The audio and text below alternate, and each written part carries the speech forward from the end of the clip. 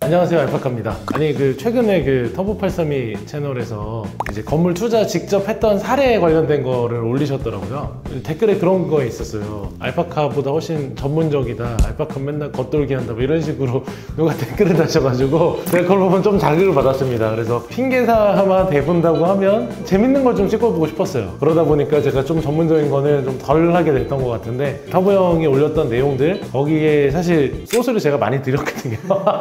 그거에 조금 덧붙여가지고 그 내용과 그 다음 앞으로 부동산 시장 현재 뭐 흐름이나 그 다음 또 투자했던 거에 대해서도 뭐 조금 덧붙여가지고 얘기를 드려보려고 합니다. 그래서 일단 최근에 부동산 상황이, 특히 상업용 부동산은 어떠냐라고 했을 때 거래량이 약 한 80% 정도 감소가 됐어요. 실제로 알파카 같은 경우도 중개법인 파트에서는 거래량이 상당히 많이 줄었고요. 그래도 저희는 이제 임대사업부랑 건물관리부, 그다음 컨설팅부가 이렇게 따로 있는데, 거기서는 무난하게 되고 있다 보니까 그래도 먹고 사는 데는 지장이 없는 것 같긴 한데 돈을 많이 벌었던 그 시기에 비해서는 확실히 많이 타격을 받았다라고 할 수 있고요. 실제로 최근에는 팔려는 사람들이 굉장히 많이 늘었죠. 매도자와 매수자의 스탠스가 어떻게 달라지는지 그런 걸 좀 이야기해 보려고 합니다. 상업용 부동산과 주거용 부동산의 좀 차이가, 주거용 부동산은 굉장히 오픈되어 있는 시장이에요. 그렇다 보니까 지금 막 거래가 막 찍혀요. 막 나오잖아요. 막 몇 억 떨어졌다, 막 어떻게 됐다. 상업용 부동산은 굉장히 폐쇄적인 시장이에요. 거래 사례를 보면서 요즘에 조금 떨어지는 것 같네, 올라가는 것 같네 라고 정도 얘기는 할 수 있지만 뭔가 구체적인 결과가 안 나오다 보니까 도대체 이 시장을 이해할 수가 없는 상황이 돼버린 거죠. 사실 이런 폐쇄성을 조금 더 개선하기 위해 가지고 다양한 사실 요즘 시도들이 되고 있는데, 그래서 그것도 조금 기대해보면 상업용 부동산이 훨씬 더 투명한 시장으로 바뀌지 않을까. 그래서 매도자와 매수자의 이제 스탠스인데, 뭐 최근에 터보형 채널에서 그런 얘기 했잖아요. 주요 지역 같은 경우도 지금 상황에서 충분히 타격을 받을 수 있다. 어떻게 보면 주거용 시장하고 비슷하다고 보시면 돼요. 지금도 뭐 서울의 주요 지역 같은 경우 오히려 레미안 퍼스티지 뭐 최고가 찍는 경우도 있고 막 이러잖아요. 이런 것처럼 아직 좀 덜 반영되고 조금 더 버틸 수 있는 체력이 강한 거죠. 외곽 지역 같은 경우는 그런 버틸 수 있는 체력이 떨어지다 보니까 문제가 생겼다라고 보시면 돼요. 그래서 주요 지역 같은 경우는 가지고 있는 분들 같은 경우도 어느 정도 이자가 올라가도 잘 버텨요. 그 다음 잘 유지를 하기 때문에 전체적으로 볼 때는 몇 년 정도 이런 일들이 좀 지속돼야지 그런 게 조금 더 가시성 있게 드러나지 않을까라는 생각이 드는데, 그래도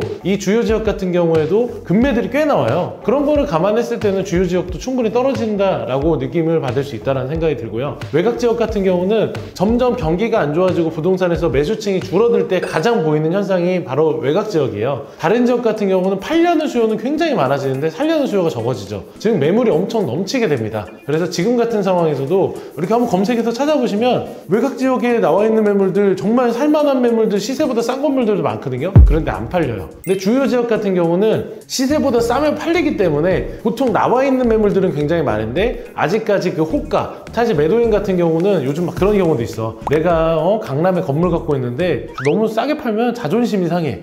자존심 버리실 때예요. 매각하려고 하는 매도인 입장에서는 지금 사실 만약 팔려고 하면 좀 가격을 많이 깎아야 됩니다. 20%? 요즘에 감정가에도 팔기 힘들 것 같아요. 뭔가 사람들이 급매라는 느낌이 나지 않으면 잘 안 사기 때문에 파는 사람 같은 경우 좀 그런 걸 감안해서 해야 되는데, 아직까지는 좀 덜 급하실 거예요. 조금 더 시간이 지나고 금리가 더 변화가 되고 이게 더 유지가 돼야지. 터보형 같은 경우도 그런 얘기 했잖아요. 처음에 대출 받았을 때 4천만 원, 5천만 원 정도 나왔는데 지금 9천이다. 근데 앞으로 더 올라갈 거거든요. 이거를 물론 내가 3년 고정으로 받아놓은 사람들, 아니면 내가 한 달에 수익이 꽤 돼, 이자 내면 되죠. 근데 그게 아니라 이자가 올라가는데 심각하게 타격을 받는, 특히 꼬마 빌딩 사신 분들 중에서 그런 경우들 많거든요. 대기업이나 그냥 기업 다니시는 분들 중에서 재테크의 수단으로 꼬마 빌딩을 샀는데 이자 많이 받고 월세로 커버하면 되겠다라고 샀는데 오히려 지금 이자가 수익률을 넘어선 상황이다 보니까 지금 굉장히 좀 어려움을 겪는 분들 많을 거예요. 제가 감히 추천한다고 하면 지금 2년은 보셔야 돼요. 2년 동안 내가 이거를 잘 버틸 수 있다, 없다라는 거를 감안해서 한번 계산적으로 생각해 보시고, 못 버티겠다라고 생각하면 최대한 빨리 파시는 걸 추천드립니다. 근데 사는 사람의 입장에서 생각해보면 급할 게 없어요. 정말 좋은 지역에 좋은 건물들, 괜찮은 것들, 이런 거 나오지 않는 이상 사실 급하게 움직일 필요가 없고, 예를 들어가지고 건설사들에서 요즘에 뭐 여러 가지 짓는 것들 나오는데, 최근에 뭐 신한 시행사 이 친구랑 같이 얘기도 많이 하고 골프도 치고 하는데 하는 얘기가, 최근에 건설사들한테 대출을 해달라고 하는, 말도 안 되는 사실 이율로 대출을 받고 싶어하는 건축사들이 많아졌어요. 있었어요. 그게 무슨 말이냐면 10% 이자로 나한테 돈 좀 빌려줘. 그러면 내가 이거 건축해가지고 갚아서 줄게 라고 얘기를 하는데도 사람들이 안 빌려준대요. 왜냐하면 믿을 수가 없으니까. 지금 상황으로 가면 PF 대출 9% 8% 나오고 있고, 그러다 보니까 지금 뭐 거의 쉽지 않은 상황인 거죠. 그렇다 보니까 전체적으로 이렇게 사는 사람들, 기존에 이제 시행사들도 많이 사줬고 건축하는 분들도 많이 사줬는데 이런 사는 사람들의 수요도 줄어들었고, 일반적으로 이제 건물을 매입하는 사람의 입장에서도 지금같이 이제 흔들리고 있는 현금이 최고인 시장에서 어떻게 쉽게 움직이겠어요. 내년 하반기 정도 되면 이제 좀 급매에 나올 텐데 그때 잡아야지 라고 생각하는 분 많고, 또 저도 비슷한 얘기 하는 거고, 그런 면에서는 좀 기다렸다가 급매 나오면 사야 되는데, 급매는 근데 어떻게 구별하지? 라는 얘기들을 하잖아요. 공부를 하라는 거예요. 이 시장에 대해서 조금만 공부하면 정말 돈 벌 수 있는 시장이라고 보이거든요. 조금씩 급매가 나오고 있어요. 최근 같은 경우도 강남 가장 좀 메인 대로변 코너에 건물이 하나 나왔는데 거의 100억 이상 깎여서 나왔어. 진짜 살만해요. 딱 보고 와 되게 좋다. 예전에는 어느 정도 호가만 받쳐주면 팔렸는데 이제 안 팔리다 보니까 정말 급하게 팔아야 되는 사람들은 가격을 막 다운시키더라고요. 그렇게 해가지고 다운된 금액으로 나오니까 진짜 먹음직합니다. 그런 건물들 같은 경우는 한번 눈여겨보다가 괜찮다라고 생각하면 선택할 수 있는 그런 것도 방법이지 않나. 뭐 주식도 그렇고 부동산도 그렇고 어디가 바닥이냐라고 물어보는 사람들 많은데, 주식도 회사마다 다르고 그다음 부동산도 지역마다 달라요. 다만 이게 현실적으로 정말 싸게 나온 건지 비싸게 나온 건지에 대해서 구별할 수 있거든요. 그래서 뭐 예를 들어가지고 이렇게 저희는 생각해요. 내가 대출 50억을 받고 건물을 산다 라고 생각을 했을 때 50억을 2%로 우리 대출을 많이 받았었잖아요. 그때는 이자를 해보니까 1년에 1억을 냈는데 지금 예를 들어 6% 이자로 받으니까 3억을 내요. 2억 차이가 났죠 갑자기. 그러면 이게 2년이라고 지속됐을 때 4억? 거기다 뭐 내 기회비용과 여러가지 생각했을 때 5, 6억 정도로 생각을 했을 때 한 5억만 싸면 그래도 그냥 평탄을 친 거고, 한 10억 정도 사면 살만한 거죠. 그래서 그런 걸로 좀 감안해서 건물을 보시면 좋을 것 같은데, 실제로 이런 시장에서 정말 공부를 잘하고 똘똘하게 움직이시는 분들 같은 경우는 정말 오히려 더 재미를 보는 경우가 많아요. 터보832 채널에서도 저희가 투자 사례를 얘기했는데, 뭔가 경기가 박살나려고 하는 그 시점에 사가지고 애로사항은 있었지만 실제로 수익은 엄청나게 많이 봤거든요. 이런 시기가 오히려 기회가 될 수 있다. 오히려 지금 현금 들고 있다가 주식 떨어지면 사겠다는 사람도 많잖아요. 물론 거기에 지금 잘못 들어가가지고 묶인 분도 많지만, 그래서 부동산도 마찬가지로 지금 같은 상황에서는 현금을 들고 딱 기회를 가지고 공부만 열심히 철저히 하고 있으면 충분히 기회가 됩니다. 그래서 알파카에서 강의도 준비하고 있지만 알파카에 또 연락을 하셔서 공부하면서 컨설턴트랑 여러 가지 커뮤니케이션을 맞춰보고 싶어요 라고 하는 분들이 있으면 같이 공부해 나가는 단계라고 생각을 해보면 어떨까 생각이 드네요.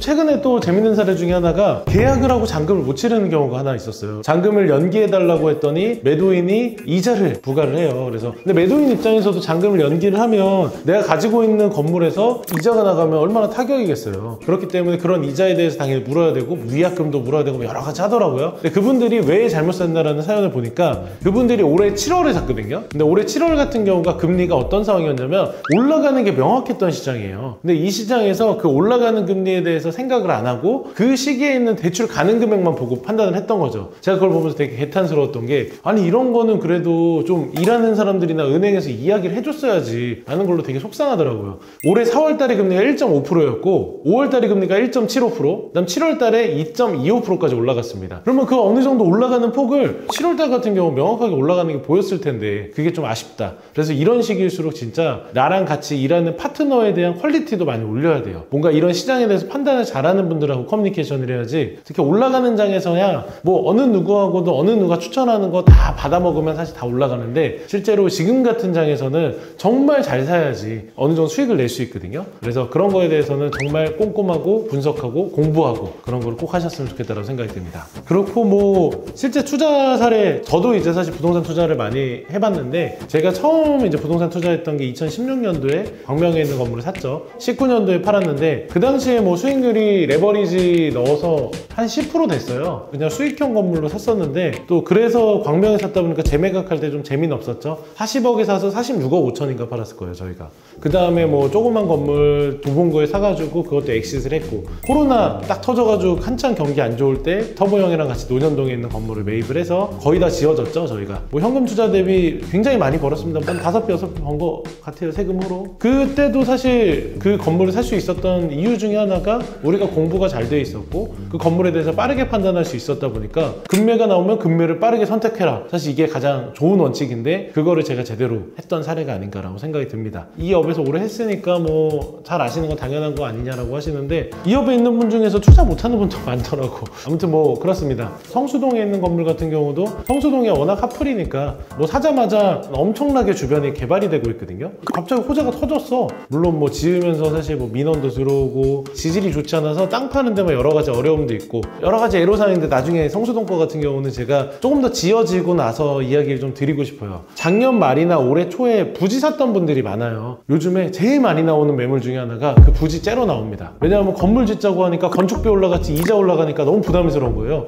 내가 매입한 그 째로 팔려고 하는데 여기서 얼마나 더 붙여서 팔아야 돼요? 라고 물어보는데 지금 붙여서 팔 시기는 아닌 것 같다라고 얘기하거든요. 사실 시장에서 받아주기 어렵다. 물론 싸게 산 케이스도 있어요. 그래서 이런 케이스 같은 경우는 조금 더 붙여서 팔 수 있겠지만 웬만한 일반적인 케이스에서는 사실 붙여서 팔기 어렵고 차라리 지어라라고 얘기해요. 그래서 왜냐하면 지금 같은 상황은 오히려 사람들이 건축을 안 할 거기 때문에 2년 정도 지나고 생각을 했을 때 신축 건물에 대한 가치가 많이 올라갈 거거든요. 그래서 최근에 신축 건물들 임대 사례나 이렇게 요즘 분석하는 거 보면 임대료가 엄청 높아요. 지어도 메리트는 있다 라고 이야기를 드리고 싶은데 짓는 동안 과정에 굉장히 어려움은 있을 거예요. 고난의 행군이다 라고 생각이 들 정도로 하고 있는데 지금 저도 짓고 있지 않습니까? 제 고객 중에 한 분도 당산동에다 지금 짓고 있는데 고진감래라고 정말 고생 끝에 마지막에 낙이 올 거예요. 그렇기 때문에 한번 조금 힘들지만 짓는 거에 투자라고 생각하고 한번 해보자 라고 저도 이야기를 드렸었거든요. 여력만 된다라고 하면 저는 한번 짓자 라고 이야기를 드려보고 싶어요. 아무튼 뭐 제가 오늘 조금 더 전문적이었는지 전문적이지 않았는지 모르겠지만 갑자기 전문성 가지고 지금 논한다는 것 자체도 저 되게 웃긴 일인데 알파카 중개법인에서 매각을 통해서 매입한 분들의 사례도 사실 너무나도 많이 봤고 저도 직접 투자해 가면서 여러 가지 수익도 많이 내봤고 컨설팅 해달라는 분들이 많아가지고 건축을 어떻게 하면 좋을지 뭐 임대는 어떤 방향으로 맞추면 좋을지 관리는 어떻게 하면 좋을지 그 다음 또 매입할 때 어떤 전략으로 사면 좋을지에 대해서 많이 이야기를 제가 드리고 있는데 그런 자세한 궁금한 점 있으시면 언제든지 이야기 주시면 그거에 대해서 또 답변도 한번 같이 드리겠습니다.